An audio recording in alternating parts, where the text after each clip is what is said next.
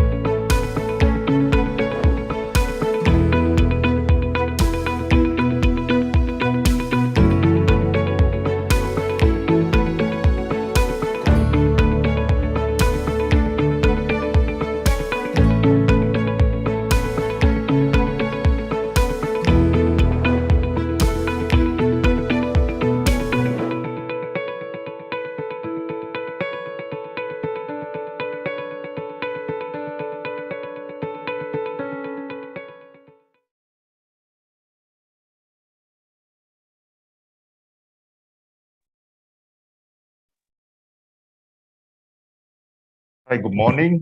Welcome everyone to today's WooFilm online training sections, day number 4, fast track to AI machine learning. It's indeed very glad to see all of you again today at these sections. I know many of you have been following our session since day 1, 3 weeks ago. So today will be the last session for this series of 4-day sections. So I would like to introduce our speaker for today, Mr. Peter Lim. He is our director and also our senior industrial trainer and also AI machine learning expert. He has more than 25 years experience collaborating with the industrial, private university and colleges in terms of trainings, private projects, and also agenda lectures for some of the university. So over the years, he has delivered more than 300 sections of online face-to-face workshop trainings and also industrial talks. So I believe today's subsections, a quick introduction to you on this machine learning will be an eye-opener for many of you who are new to these sections.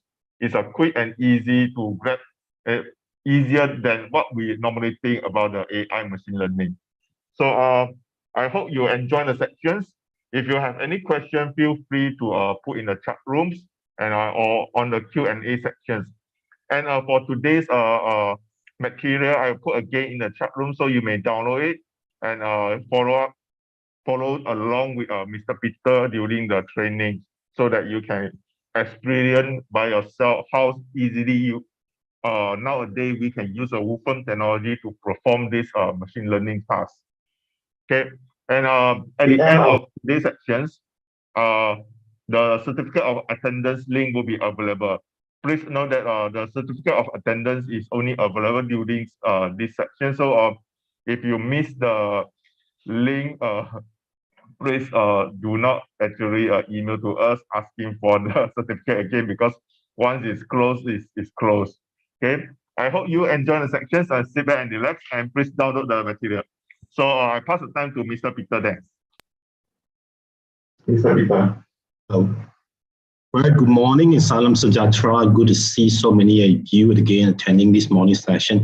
This shall be our last sessions for the webinars together with workshop, and we will conclude the day. As I mentioned before, this is not really actually common for us to run such webinar combining workshop that 2 hours long and freely for public. But I think by popular demand, many people have been asking, when are we going to have more details not just a general seminar talk, but could we have something we can actually work on?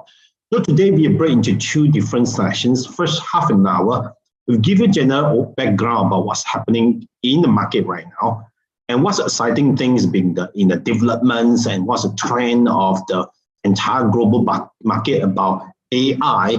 Then once you have actually better idea what's going on, then you will have actually remaining about 1.5 hour to 1 hour and 20 minutes.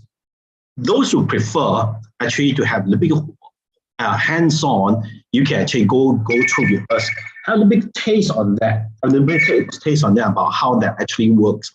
So again, for first half an hour, if you have yet actually downloaded the material, not to worry. And as well, I've been going through some of the background about what technologies we're heading to and leading to, and you could take this half an hour, try to download the material and see whether you can open up and run it on your own. If you say, no, I just want to sit back and then look at how actually it works, no issue. Also today, the sessions will be educational, yet to be practical. If you want to have some hands-on, it's all up to you. AI in fact is everywhere. So I put this lady with a laundry, meaning actually AI is not something that far-fetched. Yeah, it's been actually covering our every daily aspect. As early as late 90s, early 90s, people have been using AI as one of the way we call is fuzzy logic. Yeah. So for instance, in your washing machines, in your freezers, and aircon, the moment actually, for instance, you load X number of the kgs of your laundry into washing machines, how does it decide how many cycles run? How does it decide how much water to fill up? What's the water level needed? And when to dispense the detergent, when to dispense the softener?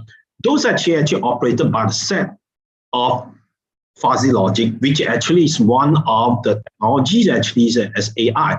So in fact, we have been users and been benefiting from AI actually more than actually what we realize. But of course, today the AI being so much prevalent, and that's why the reason today the topic is called automated AI machine learning.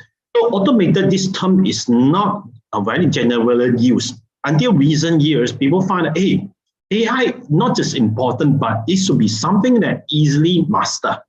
And so much so people actually, when they find that things are getting so much popular, and actually so much actually practical, and people want to learn it in an easier way, in a very also cost-effective way. So there's more and more automation built in an AI technology so that you can master your own AI application in a much easier way. So sometimes people even come up with a term called codeless.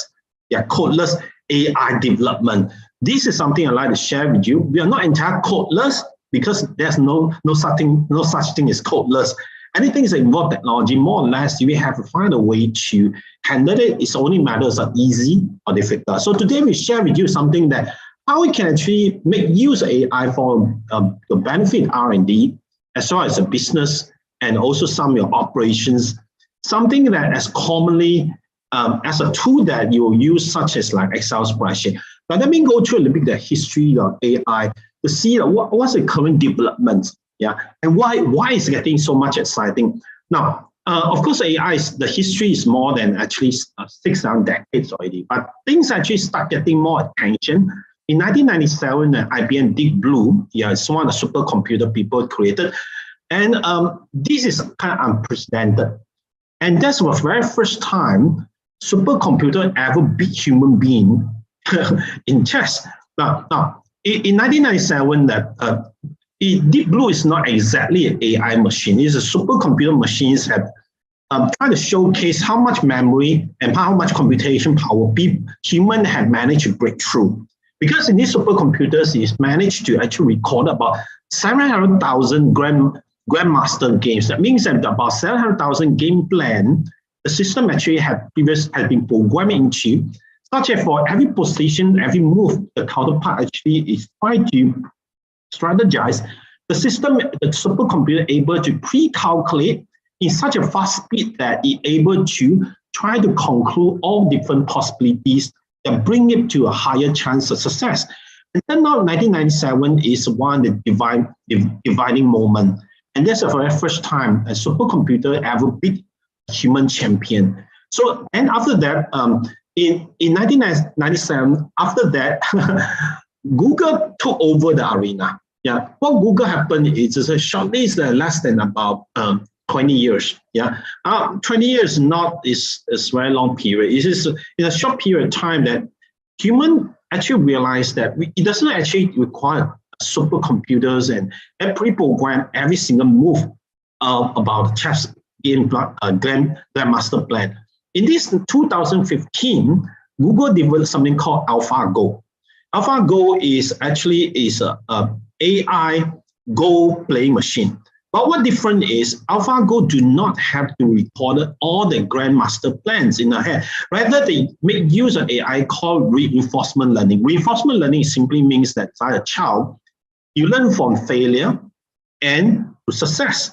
And when fail this time, then you know that what you should avoid and what you shouldn't have done or what should you repeat to guarantee the next success.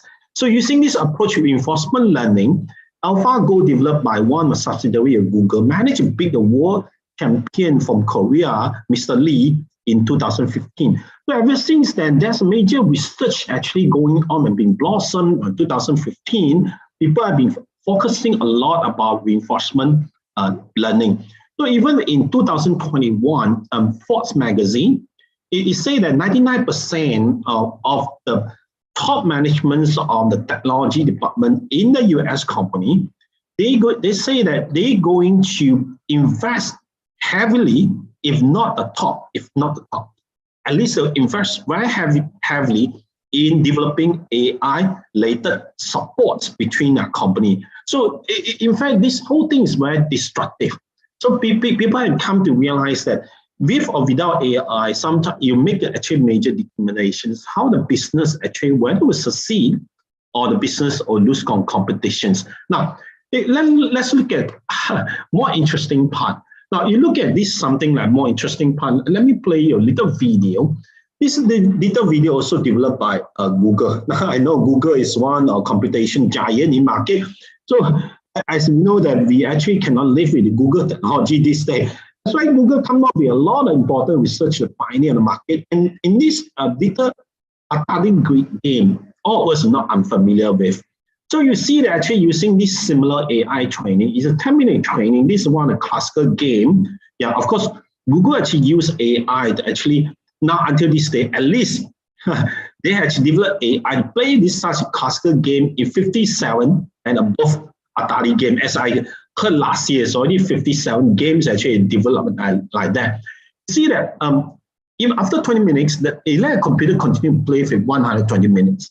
Yeah. So initially, the computer AI does not even understand what it's going to do with this little ping pong, what to do with that. But what it knows is by hitting this ping pong right way, this will help you gain points.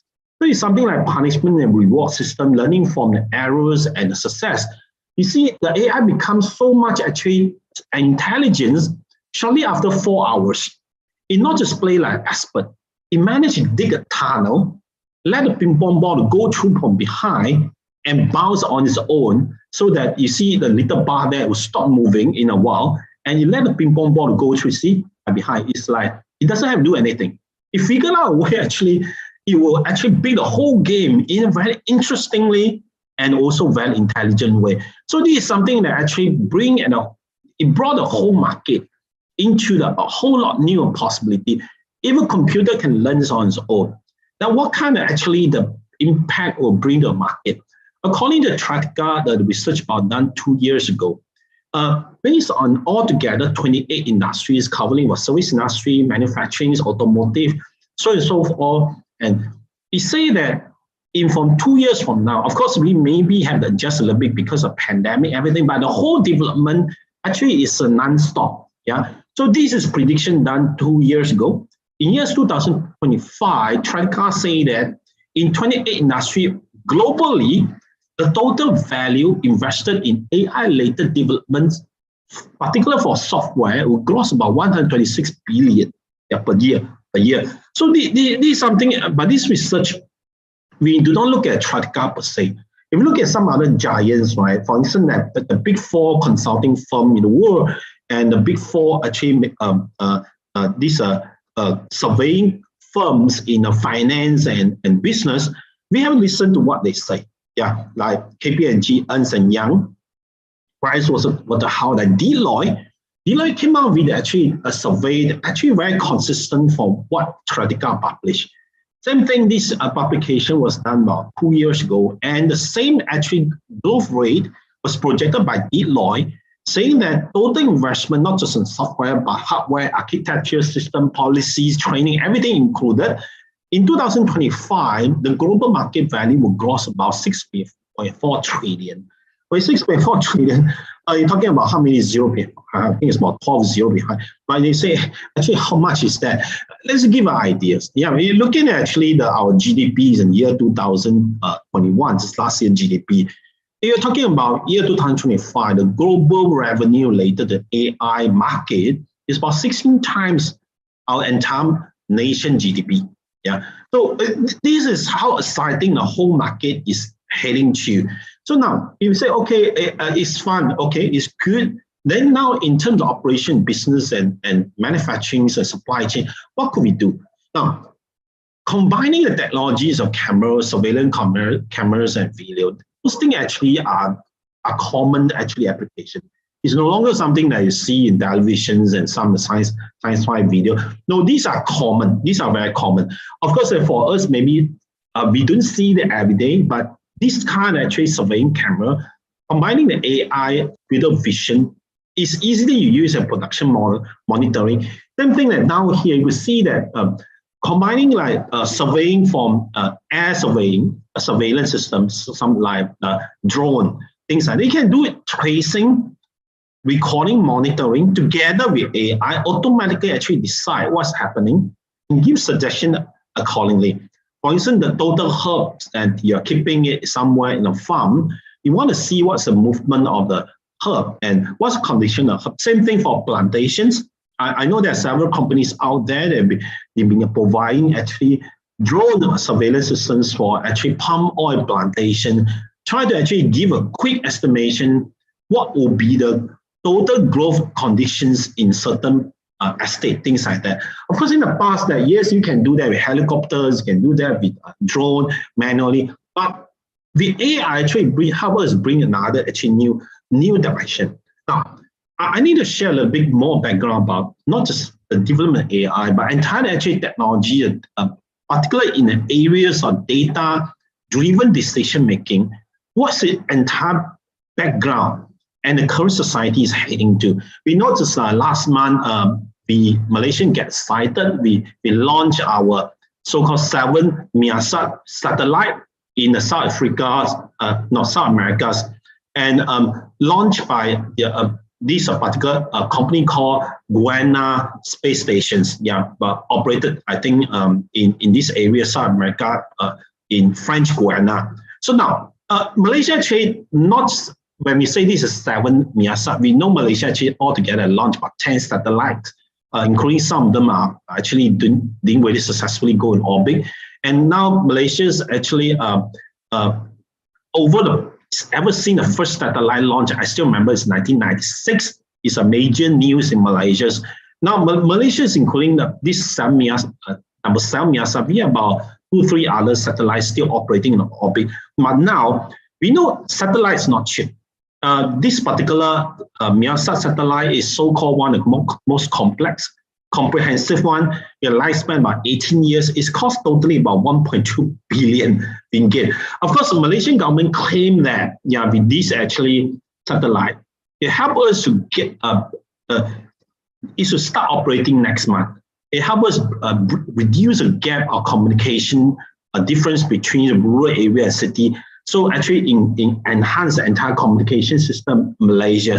Now, if you look at these things, yes, it's a good news. Yes, it's fantastic. But let's look at global actually arena. Yeah, Malaysia used to partner with SpaceX as well. We know this Elon Musk is one so-called real-life Iron Man, been launching a lot of satellites actually in orbit. And we know throughout the world, now we have at least like 4,500 to 5,000 satellites in orbit. That's many satellites. But things that people do not know, the aggressive plan from this SpaceX is they want to launch totally 30,000 satellites in a low orbit area. The purpose is they want to form a global internet coverage that makes sure that no dark spot actually on Earth is left uncovered. So we could see that based on this kind of actually, we didn't say we're successful or not, but we know that in the sky now about 5,000 satellites. SpaceX own about nearly 40-50% of them. They're already doing that. Yeah, so we now recent years that SpaceX almost launched one satellite every week. We're not even talking about every year or every month, it's every week. Yeah, so the thing I'm trying to point out is in terms of architectures wise about availability of data. These days everywhere. People can access data anywhere, gather data and in any way. So we have huge actually amount of data for our consumptions. But with this data, the next question is what do you do with that data? Data is gold. Yes, data is precious. But without actually working on the data in a proper way to turn into a tool that support our decision, it's just like something like crude oil underground. It's untapped. Yes, it still does not belong to us.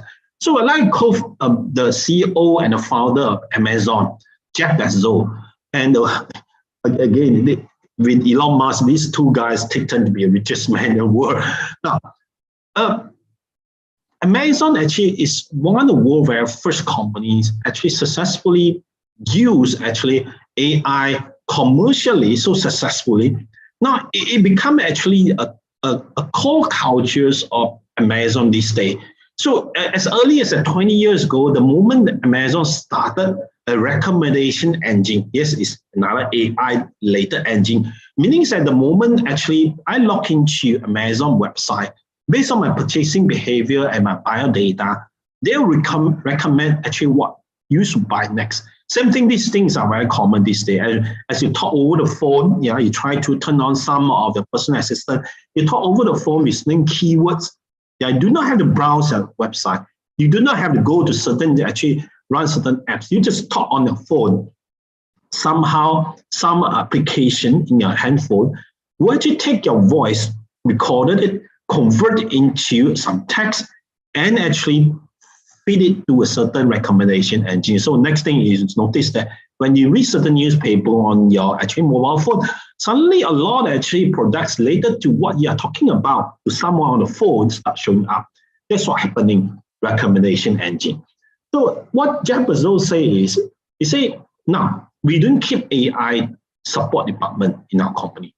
Rather, he say, every single department at Amazon is responsible for finding a way to utilize AI and ML. AI stands for artificial intelligence, ML stands for machine learning. These two things actually is AI, yeah, in a nutshell. So it say that this is something that actually, in other words, they say AI should be as common as how you use actually an Excel spreadsheet. If you, today that you say, I do not know how to use word processor, I do not know how to use Excel spreadsheet, basically, you're talking to your son, now I want to just sit home, don't want to work anymore, things like that. So now, again, I think if you are not new to the market AI, then you get to know this person, Andrew is one of the major pioneer in AI technologies who used to work with Google now, first running his own company, and he said AI is a new electricity. When we say new electricity, we know in the Industrial Revolution, second industrial revolution, when human beings start using electricity, it revolutionized the entire business world. Yeah. So then only electricity it give birth to computationalizations. Now it say that it give you analogies, AI in this fourth industrial revolutions, it's just like electricity supply. If you don't have that, you can run your business. Of course, that could be exaggerating, especially in developing country like Malaysia. Without electricity, I can still live. And maybe yes, but not for long. Now, of course, you say, how do I get started? I give you an example. When this guy, again, this is not a news story. Jim Gao in 2016, he's one of Google's data center efficiency engineer. His task was actually trying to optimize the entire energy consumption in the Google data center. Yeah.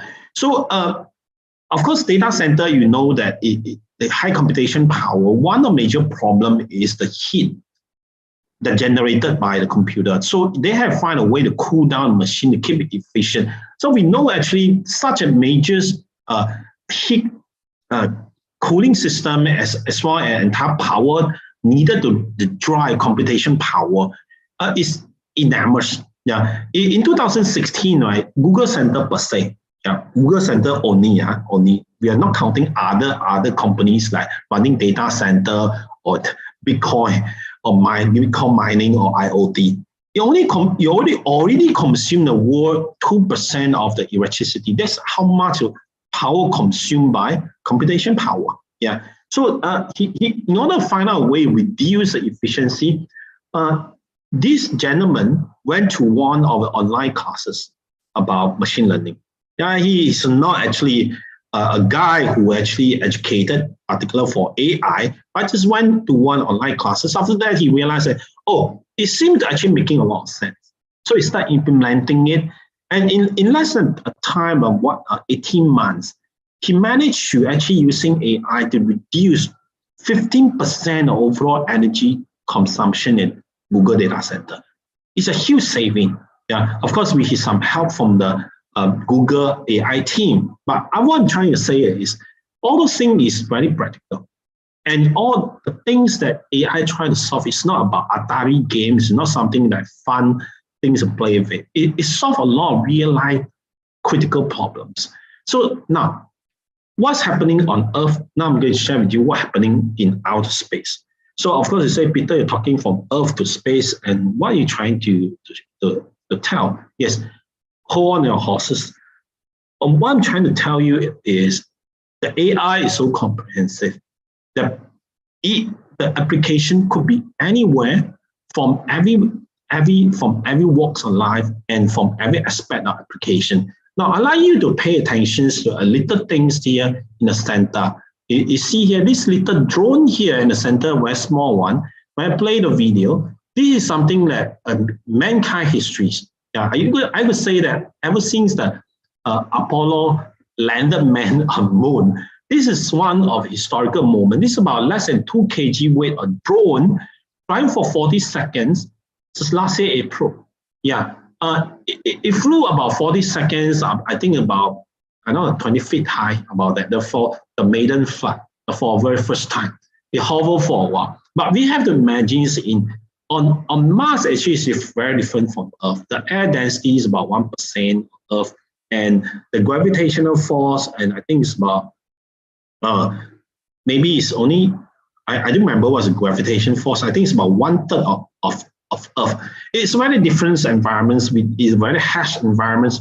The temperatures there could be minus 100 degrees over Celsius. But we know that for this machine to fly on or to give it control on Mars, right, the total communication radio take about 5 to 20 minutes from Earth to Mars, depending position on the orbit. So, of course, having the machine to learn to fly is one thing. But to fly on your own, it cannot live without asking the machine make decisions on its own. And part of the technology has to be AI. So we know that I just checked on the NASA website until last month, they were so successful. They flew nearly about 12 kilometers. Yeah, and totally they have actually so far they have flown about nearly 30 times. Yeah, along with one the ground so-called Pathfinder. So this thing supposed to be a simple experimental flight, but it turned out to be so successful and flown nearly about 30 times and for 12 kilometers is that brought back so much important scientific data. So now, it is like talking from Earth and ocean and sky all the way to outer space. But one thing is, when the technology is so much driven, yeah, across all different aspects of our life, it means that actually the technology become simpler when it becomes simpler, the return investment becomes higher. Because the thing is simpler master, is cheaper to master, and the application could be easy to use, and the result will be more prevalent. So return investment definitely be higher. So look at our Industry 4.0 is just slightly more than 10 years old. You're talking about 9 pillars of application, covering the majority in the beginning was on manufacturing production environment. But we know Industrial 4.0, it brought forth Industrial Revolution 4.0. That means that Industrial 4.0, it helps whole factory automate. But in order automations, right, it get one important thing is, can the machine smart enough to make decisions on, that is cannot live without using AI. So now, if you look at the actually Industrial 4.0 and AI perspective, in the beginning, if you somehow, we're not talking about the factory per se, talking about daily life. If you actually, your business can give you an operation report, of course, you say, hey, who are the customers, what products I'm selling, what things actually just broke down, and actually what they need to buy. These operation reports are something that very simple, and you have to actually deal with that, in your business planning or your factory planning. But then after that, finally, today that in a higher level of management decisions, we want to look at descriptive analytics. We want to look at average number. What's the average turnover? What's the average cycle time? What's the average throughput? What's the average actually demand in the market per unit? Things like that. Then after that, you want to look at some diagnostic analytics. Say what drive the demand? What cause of breakdown? What actually cause of variations? Those are diagnostic. You want to know actually what resulted in what. Because we not just want to see some of the statistics, we want to know what caused that. If you can find out what caused that, the next thing is, with those enormous available data, like I say, from all the way from Earth to the ocean to the sky to space, with so much data available, the next thing is AI start playing a part. He say that if you don't tell, we don't just tell you, the system not just tell the historical event, you actually tell what will happen tomorrow. If you can find out what will happen tomorrow, that means that you can plan ahead before tomorrow. You can actually prevent something from happening tomorrow. You can actually adjust accordingly in your system, optimize your output for tomorrow. If you can predict what happened tomorrow, that means that you can do a lot of prescriptions. So today, the important thing is people want to predict and prescribe.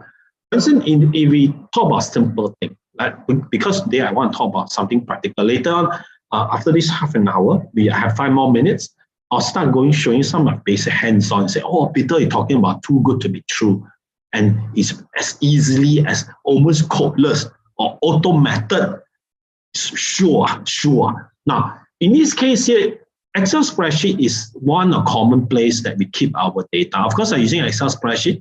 It's easier to understand because I claim that everyone actually can enjoy low-hanging fruits of AI. That's why I use using Excel spreadsheet is one example. But data can be kept in many ways. As long as you're keeping data, for instance, today that you want to actually having a website that sells properties. A lot of websites selling properties, they already have this technology built in. So how much you actually can price a house, it all depends on locations. And what does it have in the location? What facility come with that? And how old is the properties, and does it have some actually facility nearby? What's the pollution level? What's the traffic situation? What's the actually crime rate related? All those are actually not just having something that quantitative, but some of the things are big qualitative. You want to ask people opinion about how do they feel about how secure this place is. You can give some quantitative rating to be fairly qualitative actually thinking on this area. If you somehow can quantify this, the system can easily actually help to predict the pricing. So isn't it nice?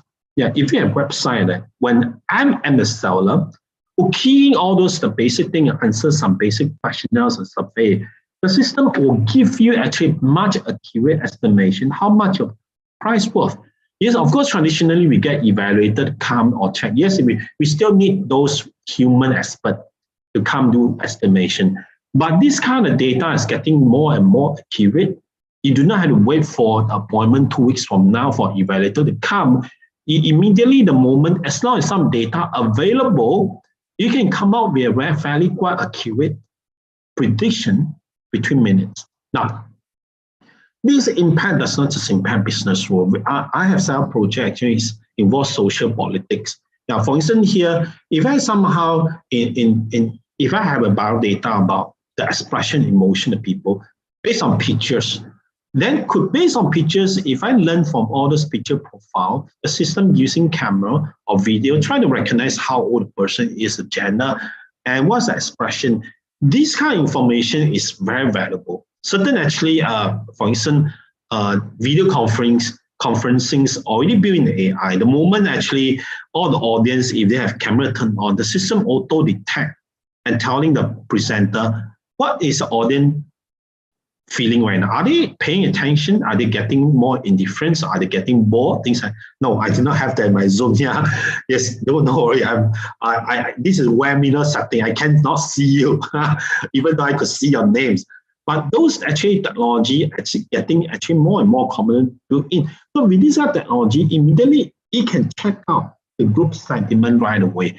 So today that we not just having system able to actually help make decision about automatically what's happening out there on certain products or services, but also on human beings. Like these social politicals, actually AI-related analysis, these things are very common. So for instance, one of the companies we helped about 3 years ago.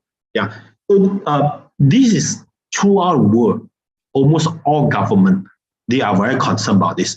Also companies who do a lot of advertisement, they are very concerned about that. For instance, Burger King, if they want to run, actually, they have to run a serious campaign, just for example, like Burger King.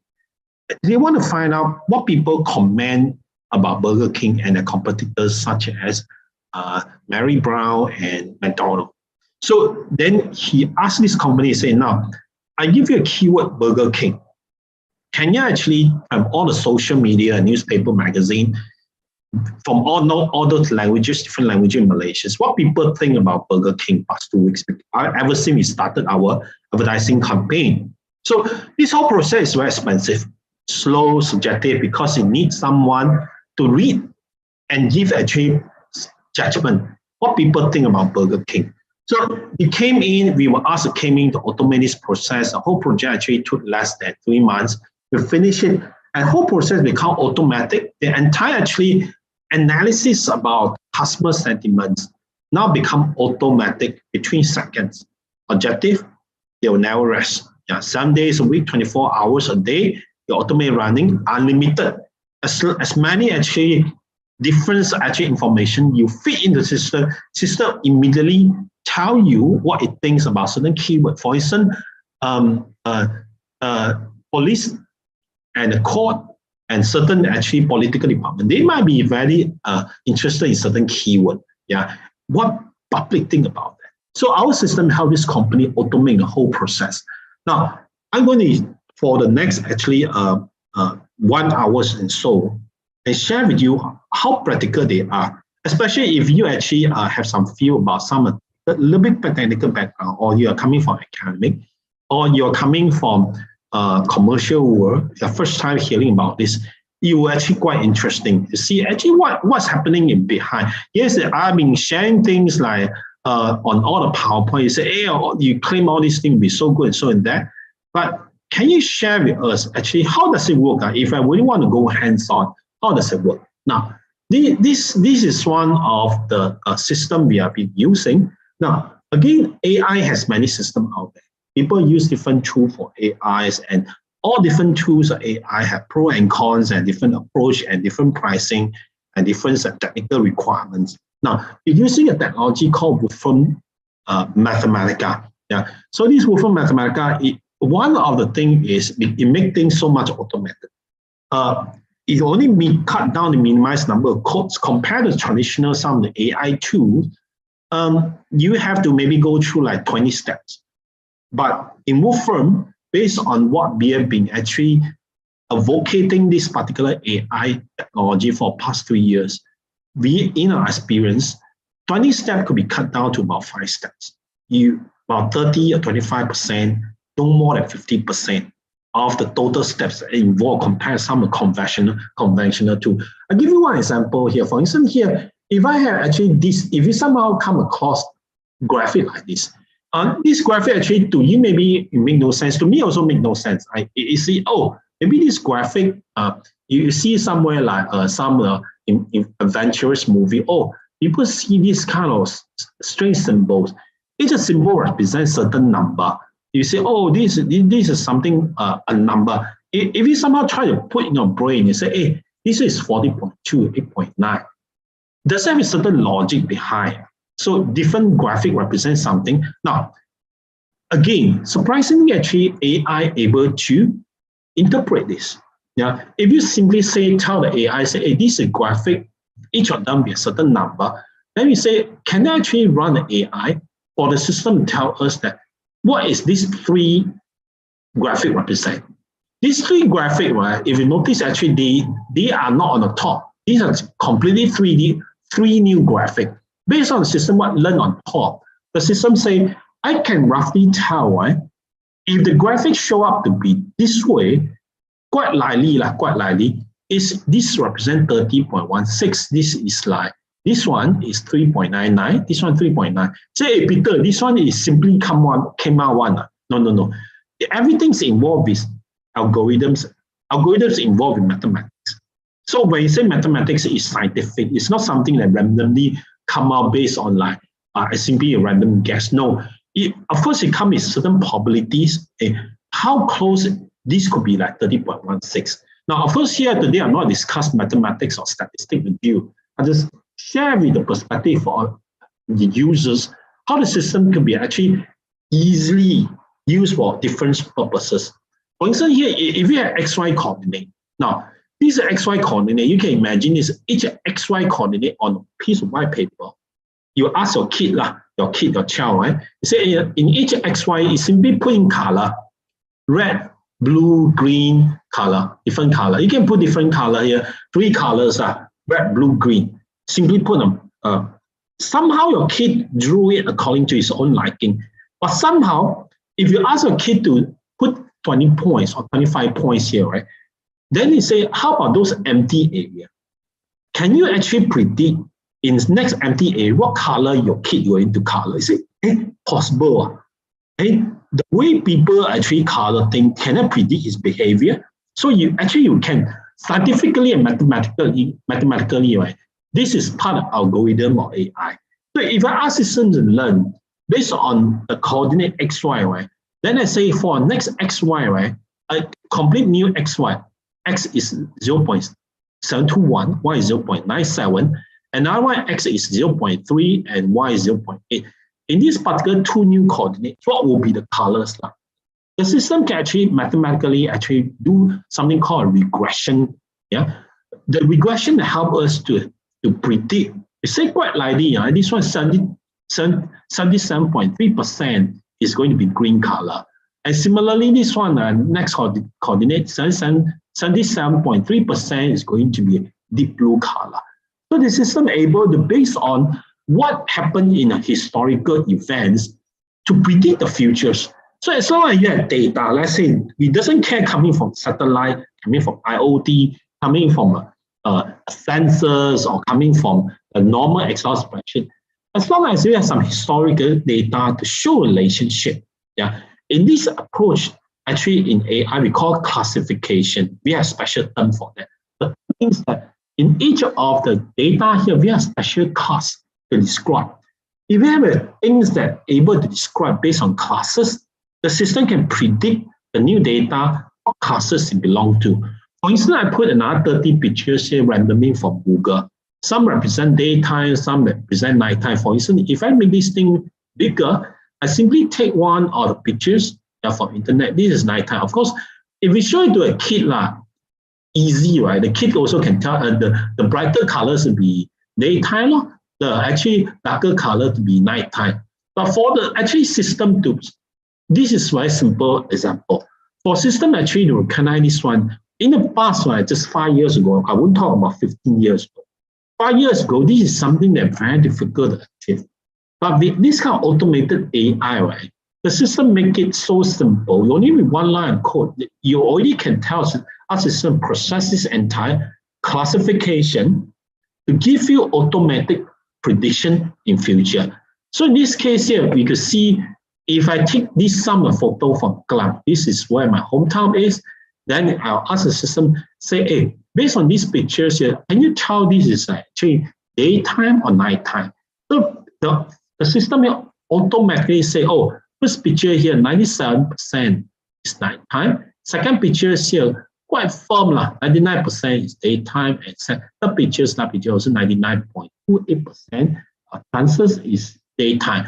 Now, you say, okay, it's fun to see this. Fun, not fun. But what actual use could we do that? You show something like that. Now, this is coming to closer use, but it's still not our actually ordinary daily use. But I just share with you, whatever thing you put inside, either with the media file, pictures file, video file, audio file, vector numeric, as long as you have proper classification, system can classify you. For instance, I use verbal description to describe this class. I say, this class is kucing. Cat, lice, eat rats, and fish. And this class is fish in the aquarium. I simply put some description here.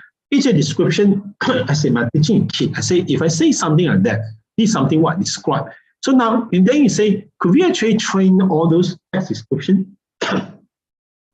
This technology is not new. As early about 10 years ago, we know Barbie doll came out with some cloud AI, then it can actually talk, interact with your kid.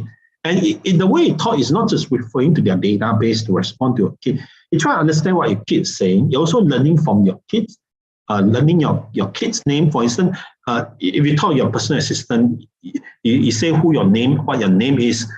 After several conversations, you address you with your name. You say Peter or good morning.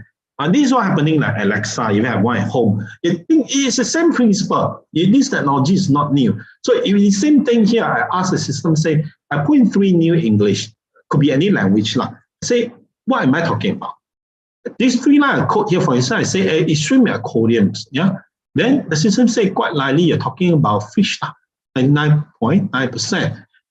I do not need to use exact, actually, verbal description. Just give some of the description that change. The system try to learn according to what I'm what I'm talking about. Now, like I say, the most valuable thing is system are able to predict the future. So these are some of the event predictions, right? That's what's happening. If you today like playing this little rock scissors palm, our childhood game favorites, right? You say, if I somehow play through 4 times with you, turn out this is what happened, this is how I get to lose you or win you. Then I say, if I go into train these four past events, then can I learn from this to find out what will be your behavior? So if you look at this sequences of events happening, right? Then I say, now, if I go and play with you again, I show, first time you show rock, second time you show Caesar, then I say, can you predict what you're going to show next? The system will say, what I need the chance is next you're going to show log 8. Yeah, this is very important because today a lot of things in the world are related to sequence event. When this happens, that will happen. When that happens, this will happen. When this happens, that thing will happen. So if that thing will happen, what's the next thing will happen? So then we can use this to do a lot of prediction, what happened next. And I say, if you can predict what happened next, right? Then you can do a lot of prevention and prescription. So today, that in general speaking, right, if you look at the AI world, yeah, AI is general way is including the making robots make automatic decisions. The next thing is this is something like to us in business world, you might find something a bit misleading. It's like a machine learning. Machine can learn. This machine actually refer to computer. So you say, hey, machine means what machine can learn. This my sewing machines, my freezer can learn. Yes, today like a lot actually, even washing machine I say it can learn. The other day I just tried to buy a washing machine from Seng Heng. One of the washing machines 9,000 ringgit, and one of rich guy asked his wife, hey, you want to buy? The wife say, why not? I want to buy because why? The washing machine is so intelligent. You throw in the salesman claim, like you throw inside the cloth, it auto wash everything. You also can send a WhatsApp to your mobile phone to notify you what is progressing right now, what you want to do next, things like that. Except it does not have robotic arm to help you take in and take out laundry. But people wouldn't pay for 9,000 ringgit for washing machines. But this machine referring to computer. Same thing like IBM, International Business Machine. Yeah. So it's referring to computer. So these, when computer actually can learn bit from data, there are a few things on them. They are in the market quite popular. We call supervised learning, unsupervised learning, and reinforcement learning. Of course, today that you do not need to know, you just say, hey, Peter mentioned about these terms. Yeah. But what I'm trying to tell you that things are getting very, very common and easy to master. You don't really have to care much about some of the terminologies and details, but immediately, ordinary businessmen, as long as they have some computer literacies, you can actually able to master machine learning or AI to a certain extent for your business application. Now, I'll give you 4 examples. First example here, what if I predict your customer? Yeah. Now, I will not show you the Excel spreadsheet, but rather I show you that this is something that I get it from a link from my Google Sheet. I keep this actually my customer data in my Google Sheet. What happened is I downloaded. You see here we a lot of the number here. Actually, it's a biodata customer. It's showing that how old the customer is, when is the last time he purchased from us, and what does it have membership with us, and how much actually they have purchased from, how many different products they have purchased from, when is the last time they purchased. These are basic information you can get from any POS system. Especially today, most of the companies like to offer membership. You have a membership, then you have some information already about gender, about age. Sometimes I ask you about what's the estimated annual income, where do you live, and do you actually own how many cars you own, do you have kids? Usually in the membership, they ask you to answer a question like that. If I this information, right, based on all those membership data, you already know your purchasing pattern. So immediately we can train it. The system can run through. You see, I only have this line, one line code. It's almost automatic. As long as it's put in the Excel spreadsheet in the proper format, then it will go through this training. The next thing we already can ask the system, say, hey, how accurate? Then I say, the system say, hey, based on this information, your system is almost now this is a simple run only. The system say, now, based on this information, we don't know much thing. Give us actually accuracy about 76.4%. 76.4% meaning that if we go and run the next marketing campaign, right? Now, this part is very important. This is like correct guess. If I can correctly guess what are the customers who will be not interested and interested in my campaign, that means I can speak to this 69%, the system correctly identify who will be your interested customer. Yeah, so I can immediately actually either send brochure or give them a call, give them personal service to help them, so they will actually have much higher chance to buy my next product. And the rest of 403 customers who will not be interested. So the system say, hey, no need to talk with them. It not just save you time from not talking to the non-interested, non-prospect customer.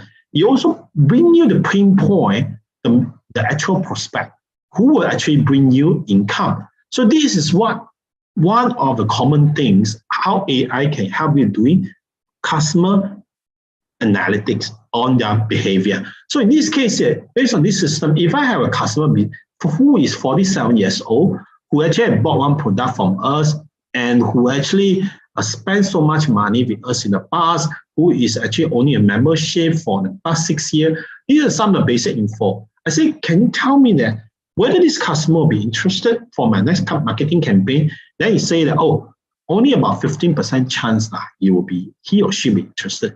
84% are now, maybe it's not the customer will be interested in our new product or new service. So we can skip them. Rather than using this method, you can actually go through every the new prospect who will be interested in your new product or new service. Now, the next example here also common. I say that if you want to sell a car, you want to sell a house, you want to sell a property, you want to sell whatsoever, how do I actually have an estimated value? So the system actually based on what is available in the data sheet. Same thing, you see the whole process is similar. It's automated. The system automatically actually scans through the data. Then it tells us that if I today want to actually sell the property something, what will be actually accuracy like? This is immediately give us a prediction. You see now, this is an interesting actually chart for us to look at. Now you look at this chart here, right? This is a straight line. Now, if we look at the left-hand side, the Y value, the system simply saying that this is the actual value. And what about the one actually in the x-axis? The x-axis simply is saying that, oh, this is predicted value. Meaning that today, if we put out any product, any service, in the past, the system trying to do some testing accuracy, say ideally, right, whatever actual values should be the same as predicted value. Whatever the predicted value should be the same as actual value. So you look at here, this straight line here is ideal line.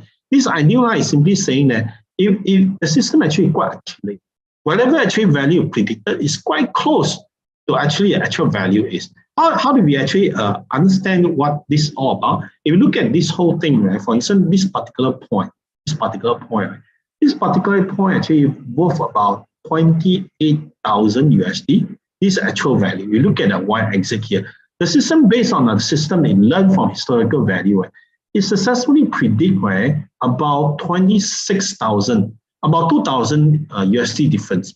That means that prediction is only 2,000 in error. So compared to 28,000, it says 26,000. So now this is without human intervention. The system can immediately give a prediction so close.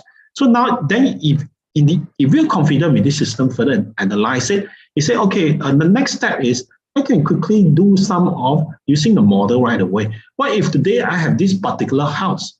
Yeah, this particular house, I have a 300 square feet, a small house unit, and I have some other information here. Then can you give me a prediction how much pricing is? The system say, oh, based on your location of the house, square feet, and the sum of the ratio available here, quite likely is going to be price 37,000 USD for this particular unit that you can actually make it offer in the market. That's the people who want you not overpriced or underpriced, quite likely like that. With the one standard deviation of 4,000 USD, if you're familiar with what is standard deviation. If not, doesn't matter. Again, this involves some statistics. Of course, even though the AI makes so much automated, of course, we need to be able to understand big about statistics and the probability, then we can actually have more confidence using this model in the right way. Now, this preventive maintenance is one of the major ROI in the market, particularly for manufacturing production work. Yeah, today when it comes to Industrial 4.0, right, everything is informative. Informative means that the moment you play something, you buy something from website, what would you do next? You go into a track, right? Hey, where are you going to deliver? Where are you going to ship to me? Some of the actually shipping companies so good, allow you to track almost every few hours, or auto notify you, auto help you do clearance, and the delivery man before it comes, you send you WhatsApp notify in the head, telling you roughly what time you reach your home, and take photo for you, and all those part of service. So people do not like surprises. Same thing, people do not like disruption. Disruption these days is so expensive. You would know during MCO, right? When we had so much shipment disrupted, things got stuck in the port and cannot go out and come in. It's a billion loss of business. Yeah. So same thing, people like their warehouse of the stock as low as possible, provided they're able to keep their machine actually in a tip-top conditions. If your machine actually breaking down too frequently, I still remember like 30 years ago when I first started my first job, my company is keeping 3 months of stock. Why?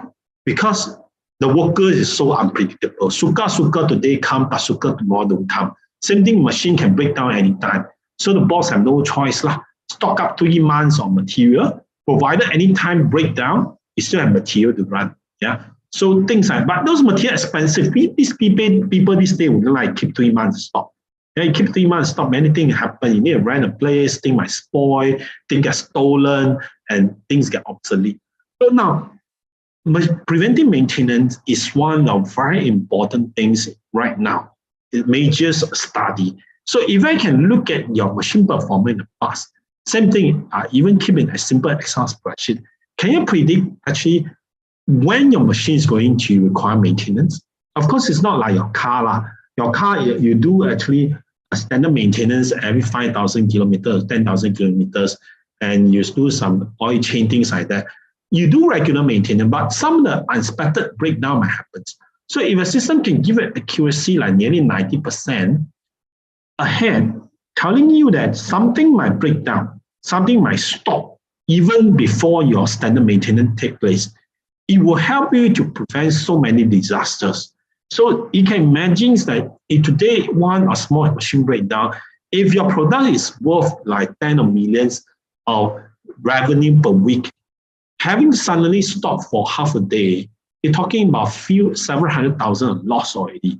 So this is like major ROI. If using this kind of model, you can put in all the meter or sensor information. The system will tell you that what would that be likely actually break down. So here it's telling you 68%, quite likely in this case, the machine will break down next week. You better pay attention. 68% based on current sensor. So this is like things that actually easily achieve this day. Similarly, this is the last example here I will share with you. So I share with you right now is like not majors like video, all this kind of exciting thing. Why? Because we want to share with you, you can get major return on investment. Things as simple, as boring as Excel spreadsheet can give you actually fantastic result in generating revenue and ROI. So similarly here, if you're doing a predictive engineering, today if I'm doing some R&D, a lot of time in the past that we are doing some R&D, we involve many recipe, destructive tests, things like that. For instance, this concrete here, right? What if today I ask the system to train based on past experiment with a mixture of waters, cement, and different additive, the common different strength. Yeah. What if today I'm going to use a new ratio? So would they actually able to give me a predictions accordingly? In this model here, same thing. It come up with a prediction like this. Say if you actually run from a past model, the system actually will able to predict between this region, like this. Yeah. The system will able to predict actually quite closely from here to here. Yeah. As any time, that's of course they are not 100% accurate, but at least you know that whatever actually the data it predicted will actually quite close to the actual strength of the concrete. So if this thing can come out like that, I say I can start using a model. Yeah, the model means that today I have certain mixed ratio of water, cement, additive, and stabilizer. And what will be the strength like? Say the strength will be like 34 unit of strength. So can I simulate it and say, hey, okay, now I'm keeping the rest of things constant.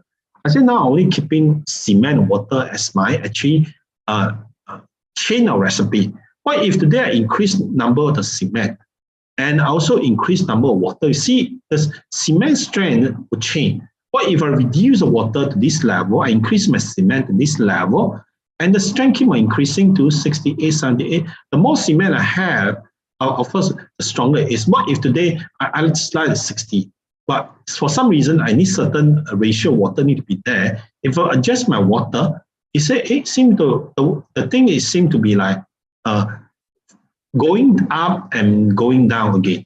So then I want to find out what's the actual optimal level or water I should have.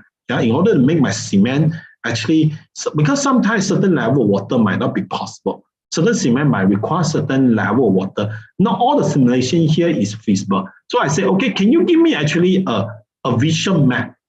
How should I actually mix the cement and water? Some area I want to know.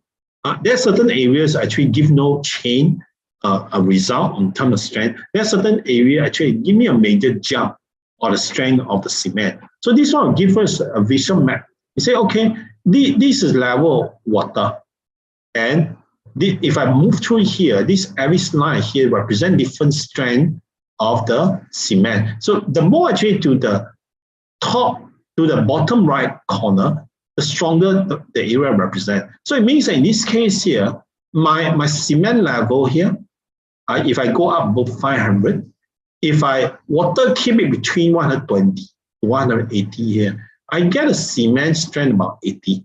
So this is like give us a visual map already to know that actually how I can play with this different combination. Now, machine learning do not actually tell us that predict what happen next in terms of classes, but it also help us do classes. Because a lot of time in our data here, right, we might not necessarily have classes. No? For example, if for some reason, I randomly plot a lot of different points in my piece of white paper. So if I ask the system, hey, in this piece of white paper, right, somehow I randomly plot data, then I can ask the system, say, hey, can you find out how many clusters there are available? What does it mean cluster? Cluster means that the system look at the way actually we draw things on a piece of white paper, right? They say, hey, quite likely, based on the pattern you draw things, you seem to actually break your system into like two groups of data. For some reason, you find out actually there are certain points actually that are more closer to their own. Some groups are closer to their own. So the important thing is when system able to do grouping, right? That means actually it can help us do grouping on patterns. Pattern means could be people. Yeah. Also can mean a certain behavior. Also can mean a certain attributes. In that case, right, if we can able automatically classify an attribute based on human or things like that, then we're able to know what should we do with different group of human.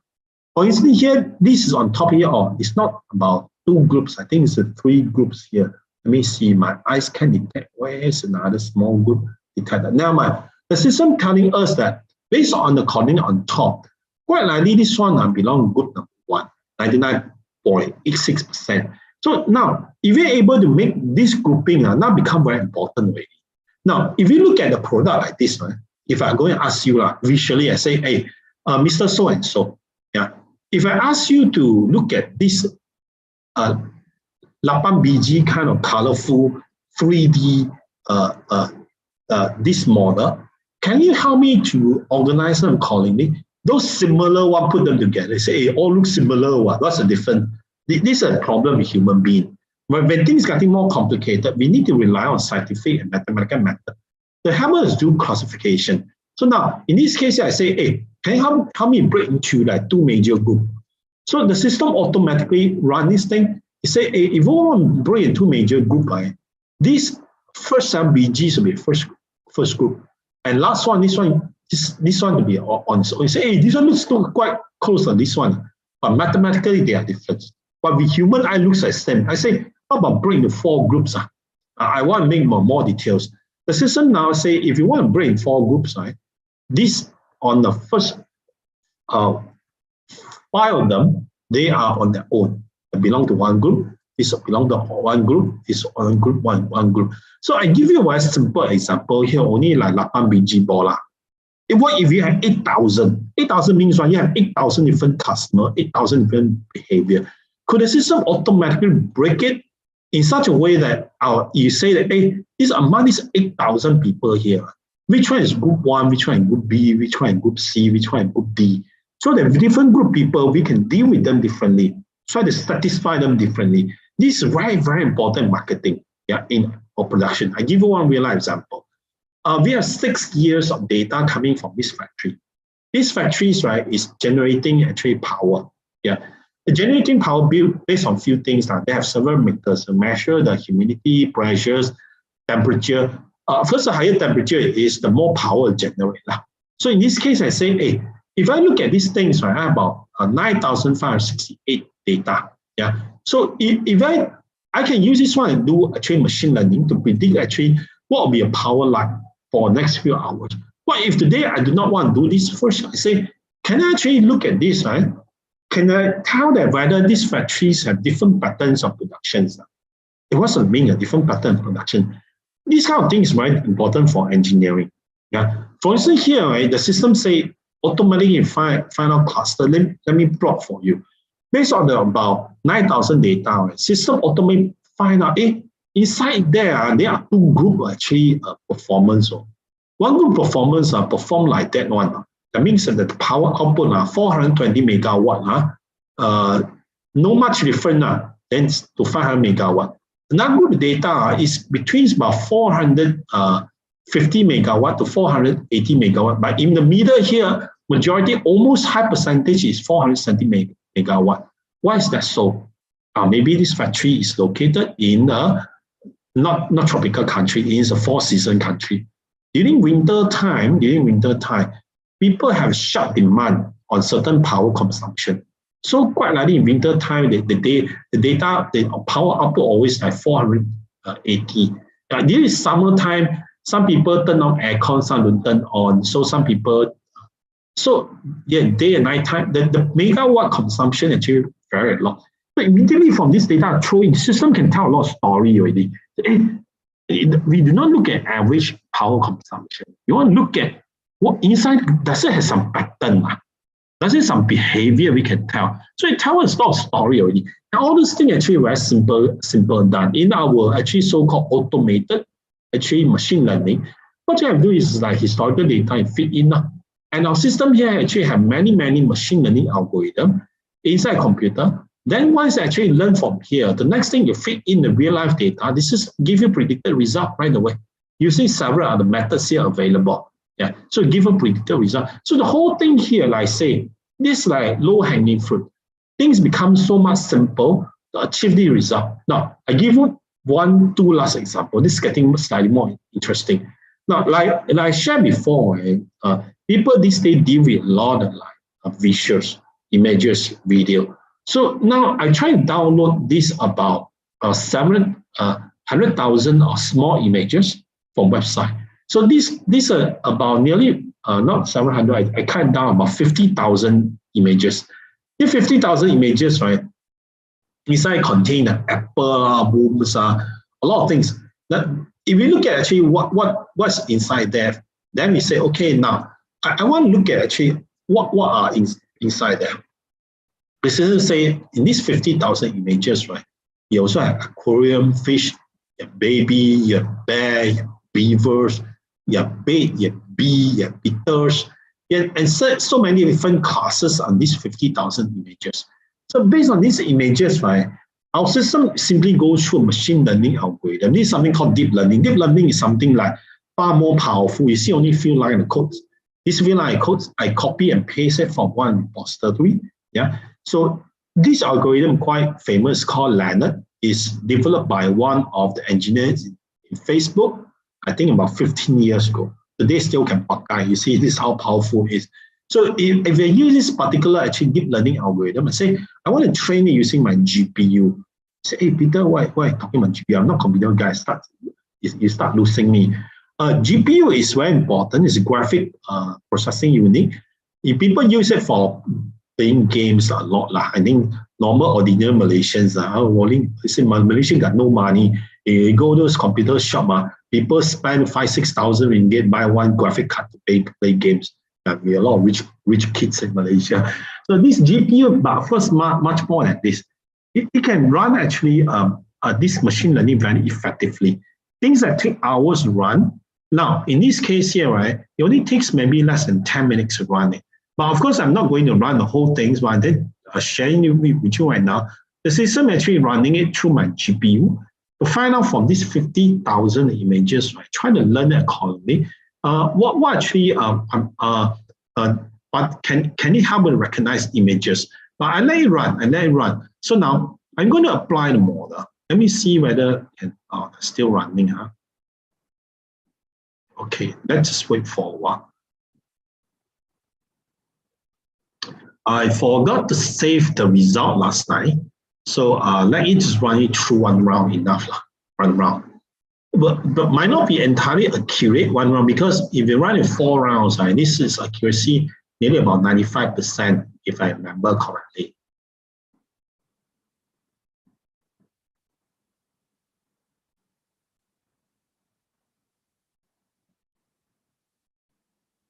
Okay, Finish. Oh, 4 rounds, so you finish. Wonderful. So next thing is I say, I put in these 4 pictures here. These 4 pictures is I randomly take it from internet. So same thing, I even put in this Apple logo. So the system immediately they tell right away, say, oh, this quite likely 81% chance is a red apple, 82% green apple, 90% also apple. This one, it turned out interestingly, say it is not apple, it's a telephone. So this system actually sometimes quite smart. You see, this one, yeah, 1.5 minutes. If I run a normal CPU, our computer is about 11 hours. So this is how powerful it is. But now, today I'm going to ask the system and learn this from this. If you look at here, of course, we know it's bus lah. The system, but it did not know what is this thing. It never seen this thing before. It say, what, a street car. So I can ask the system to learn again and say, now, this is bus, this is also bus, this is also bus. Now, can you please learn it again? So now this is how powerful it is. So for the system, I can teach the system to learn new thing anytime. Which is quick run. I don't need to run at 50,000 images for the system to learn again. But I simply tell the system, say, no, I'll teach you right now, this red color thing is also bus. So the system now will give me correctly. It say all of them are bus. Just because it never seen this thing before, it look a bit awkward. So now I put in something new. I say this is bus. So the system know, oh, this something like that is also the bus. So now same thing here. This thing is something I did yesterday. We can simply go to any website at all. So now the website is, I can simply actually download it, actually 40,000 images. Now, of course, I'm not going to download these 40,000 images all over again. It's already on my drive. I already run it. This takes less than 20 minutes, 40,000 images. These 40,000 images are tiles. Some are perfect tiles with different textures. Some are tiles actually are defect with cracks on that. You say, hey, how actually fantastic with that? This is something like common one. What's so fantastic? So the thing is, with this thing information here, we can quickly, based on using like, now I've already pre-trained it. So I already save it. I don't need to run everything again. I run this thing. I say, I put in these 3 pieces of new tile here. The system will immediately, after having 20 minutes training, it can tell me that the first 2 tiles are perfect. Last tile positive means that detected is effect positive. So you could see that, of course, human beings are looking at broken tiles is not difficult. But if you look at like 40,000 tiles, you want to automate the process, right? Using camera, it can save you so much time. You don't need to walking through the tile one by one. A quick camera scan through the environments, right? Immediately you can differentiate whether it's a texture or this one actually is something a defect. So because sometimes you look at a thing here, if I ask system to look at here, or is this natural texture, or this actually is crack? So sometimes it's not that easy to differentiate. But with this system, it easy can differentiate whether it's natural actually textile or this actually defect. So same thing using this approach here. There are many websites keeping a lot of information like that. Yeah. So this is last 5 minutes presentation. After that, we have Q&A. But if you have any question from that, yeah, I can actually explain a whole lot more that may help you in your projects and learning. For instance, in this particular website, right, called Kaggle.com dataset, breast cancer dataset. Now, when it comes to actually using AI machine learning for this bioscience, as well as biomedicals, as well as this medical practitioner, is very common and very simple. Yeah, as long as you have enough data, either it's in vector numeric, that means in numeric form, or in image form, the system is all the matters of computation power only. So this particular data set, right, is a CSV file. I just downloaded yesterday, yeah, from this website. I just download it. I say, ask me where I want to download from. Okay, let me point to this particular file.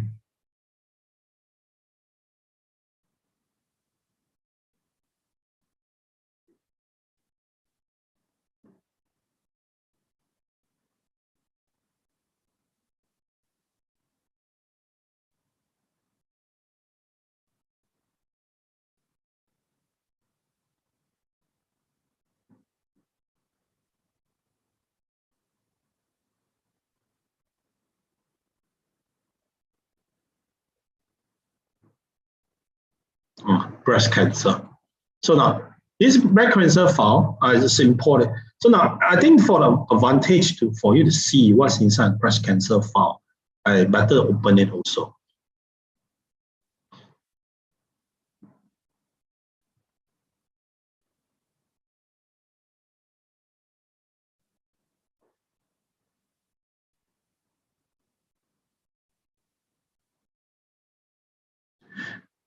We do not actually have to understand what this Excel file is all about. I also don't understand it. Yeah? I simply just look at the Excel spreadsheet here to know that actually data is a proper organization. So it altogether about 500 over records. These 500 over records here, I look at every single column here. There's some explanation here about what this column all about. It's some medical terms. I don't really care because I don't understand what they are. I will only have to care is in the last column here is simply telling me this is something is a cancerous or it's a benign. Yeah. So M is cancerous, B is a benign. Look at this 500 over records here, right? I do not have a medical practitioner.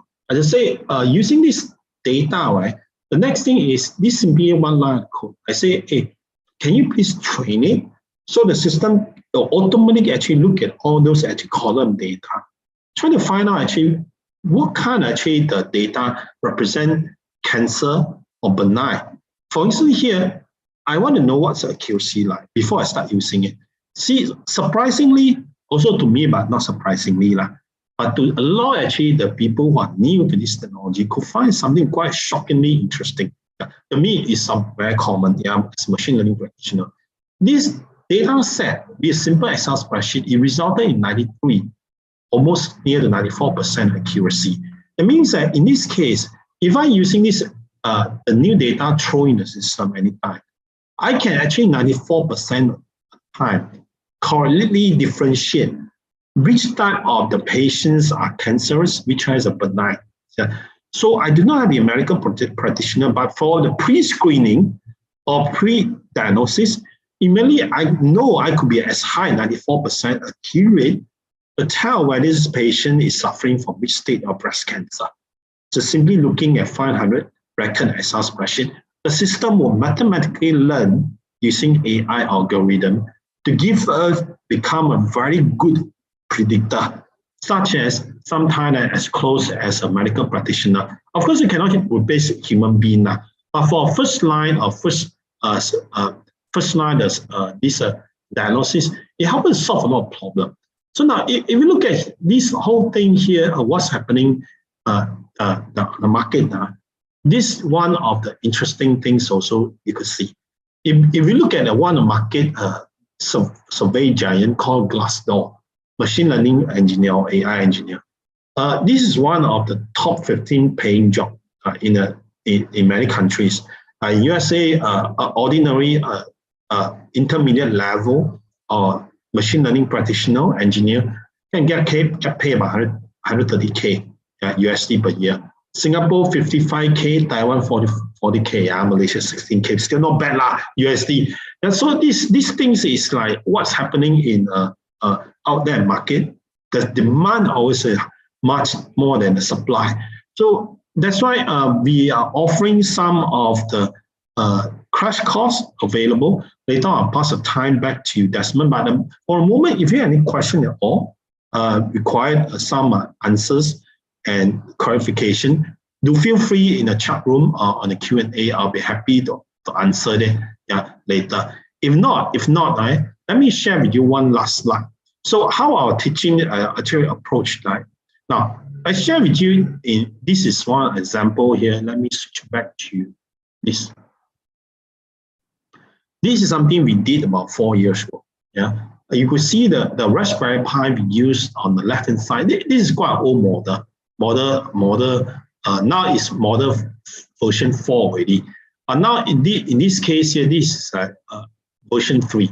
We already using this one to run. That just hook it up as little device here. For training class, right, we actually are teaching our trainees, making use some of the available actually free resources in the Raspberry Pi to generate actually ordinary day-to-day application for AI. Of course, Raspberry Pi, this day for version number 4 is like 1.5 gigahertz. You can overclock the 1.7, and it's quad core. And you can get, if you really pay slightly more, you can get 8 gig memory. And do quite a big difference actually, not just like learning, but for production purpose.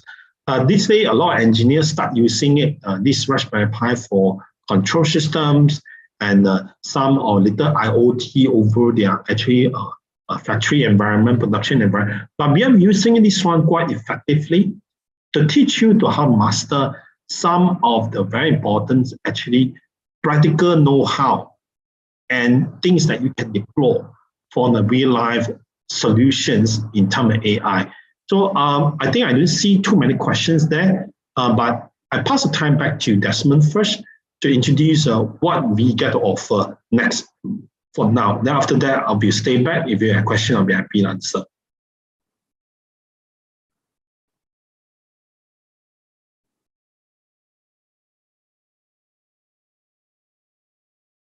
Okay. I hope you already got some ideas after Peter has shown so many things. Example, whether it's from the engineering, from bioscience, from business, or from manufacturing, so that you get an idea how actually machine learning or AI machine learning can be applied to our day-to-day application, how it actually affected our life nowadays. And I think AI is to be something everyone in now and coming years that we should be not to manage, but at least we know how to handle or how to easily apply some of the simple applications. So what Peter has shared with you within the 1.5 hours just now is something overview for you and for also to get you started with machine learning in Wolfram Mathematica. You can also by yourself learn with all the available resources at the website and some of the online training. You can also go and spend your time to study there. But if you would like to fast track or would like to learn all those skills and write the application in a short time, a short period, I would recommend you to join our coming training. The training have been specially designed with comprehensive from zero background in AI, like somebody like you, to get started very fast. And also with some, we have like over 15 different templates using machine learning that we built over the years. Of course, all of you can learn and get all those templates during the training, which is we have spent over years in developing it. Of course, you can do it by yourself, but that's you need to spend all the research, all the studies in order to build your own. But within this training, we give all those data and template to you for free. Okay, let me share with you some of the details.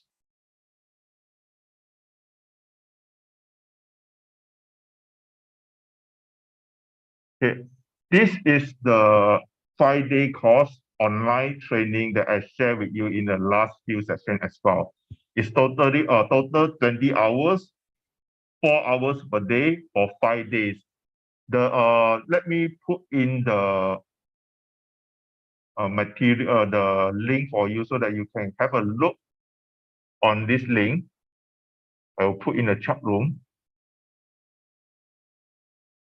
This 5 days machine learning and what it is all about.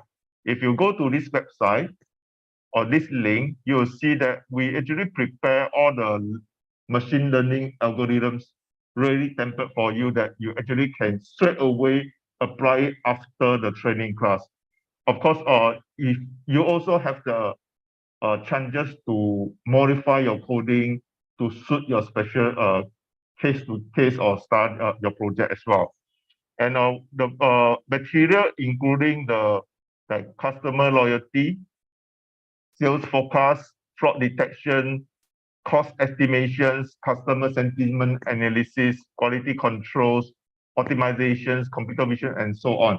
There'll be a lot of the real life cases will be gone through with you in these 5 days. And who is this course for? It could be for engineers, students, IT executive, business owner, data analytics, or academic researcher like most of you also. You are most welcome to join this to get a quick start. And this is online training, 5 days, 2 o'clock to 6 o'clock. And it started on the 1st of August next month, Monday until Friday, until the 5th of August. Every day, 2 to 6. Okay. And no previous machine learning or IT coding experience is really required, because we are focusing on how to get the thing done rather than asking you to do all the coding or asking you to study all the theory about the machine learning. No. This is not the purpose of this training. This training is to get you fast track so that you can apply the data for the machine learning right after the 5 days training. So you don't need to have a lot of knowledge on this. Just a basic high school math. You know how to do some simple installation with your machine. This is good enough, right? The course content you can go through here. We list out all the 5 days course content. So I highly recommend you to go through this and see what actually we are offering through these 5 days. It could be applied to like business, industry, like customer analysis, engineering, marketing, maintenance, like what we showed to you just now during the 1.5 hours. Yeah, I highly recommend you.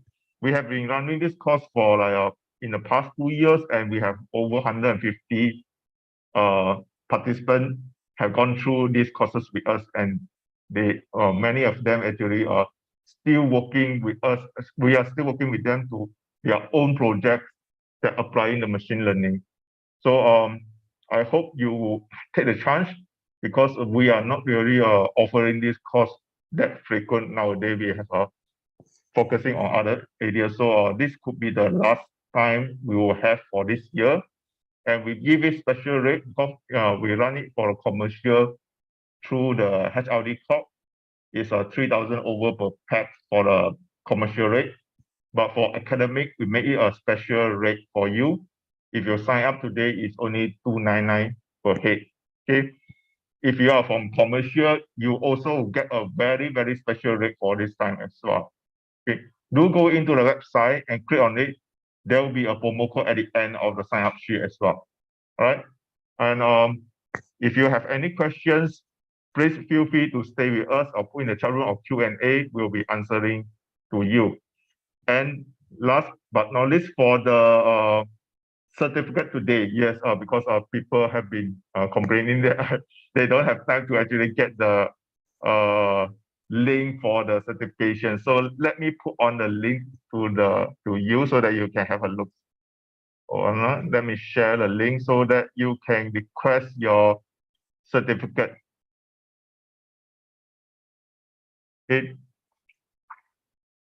This is the link for the training class, August, Monday to Friday, 1st to 5th, 2 o'clock to 6 o'clock for this training. And the link is already in the chat room.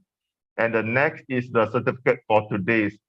So this certificate, you could be accessing right now. After you fill in your names, then you should be able to get the certificate right away. Just a second.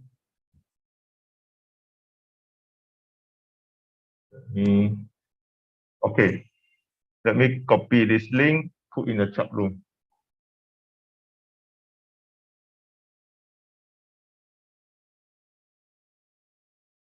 Bit.ly OEMS. Right, I hope you'll be able to get your link and also to join us in the coming training. All right, let me pass the time back to Peter while I leave the screen on so that you have some time to get your certificate.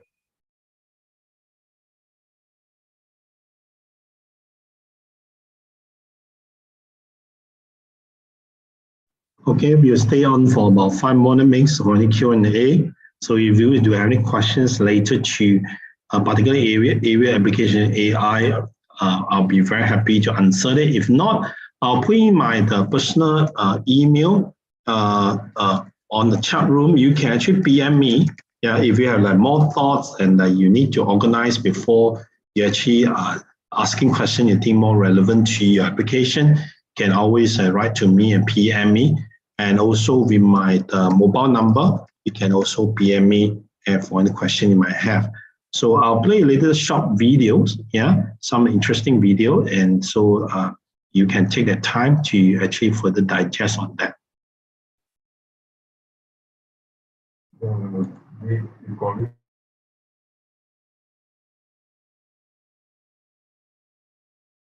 And for your information, the video for today is already recorded. It's also available at the YouTube. I'll put you should be able to see the share link on your screen as well. You just click on that, you should be able to get to the YouTube link.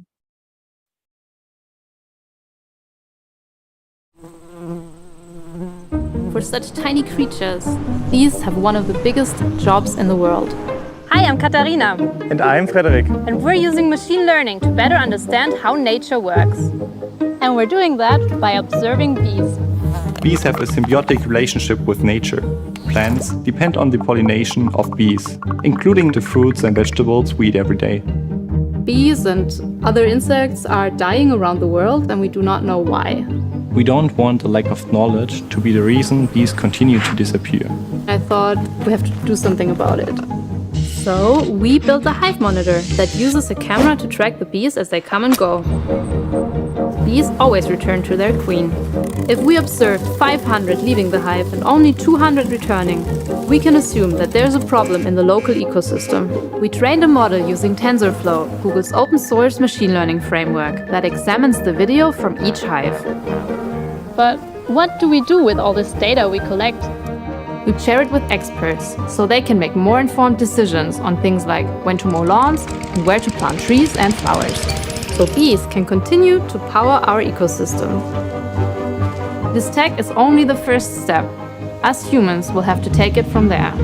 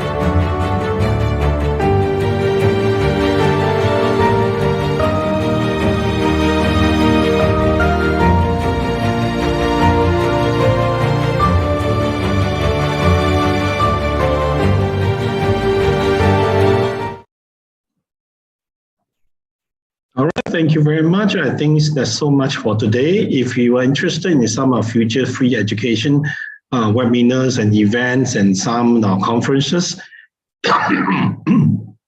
do write to us anytime so we can put you on a subscription list, and we're happy to invite as one of our honorable guests. Yeah, thank you very much. I hope to see you again next time. So you can also pay attention or like our website so that you will be notified of some upcoming events that for own liking. Thank you very much. Okay, bye-bye.